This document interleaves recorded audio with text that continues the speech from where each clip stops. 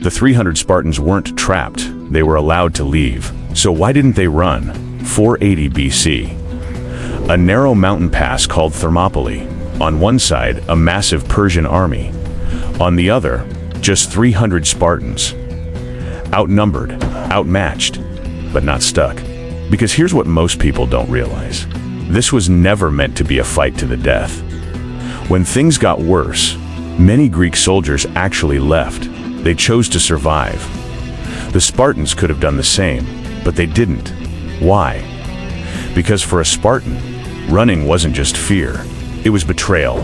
From the age of 7, they were trained to stand their ground, not for glory, not for fame, but for something bigger than themselves. Discipline, brotherhood, and a code that could not be broken. But even that isn't the full story. Because this wasn't just about pride, it was strategy.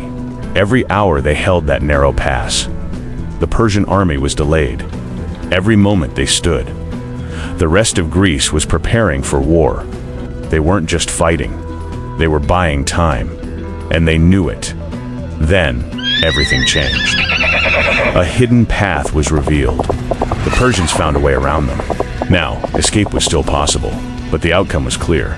Stay and die, or leave and live. That was the choice. And this is where it gets uncomfortable, because they didn't hesitate. They chose to stay, not because they were forced, but because to them, some things were worse than death. Breaking their code, abandoning their brothers, losing who they were. So they stood, outnumbered, surrounded, and one by one, they fell.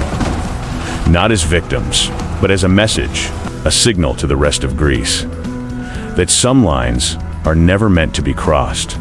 So the real question isn't, why didn't they run?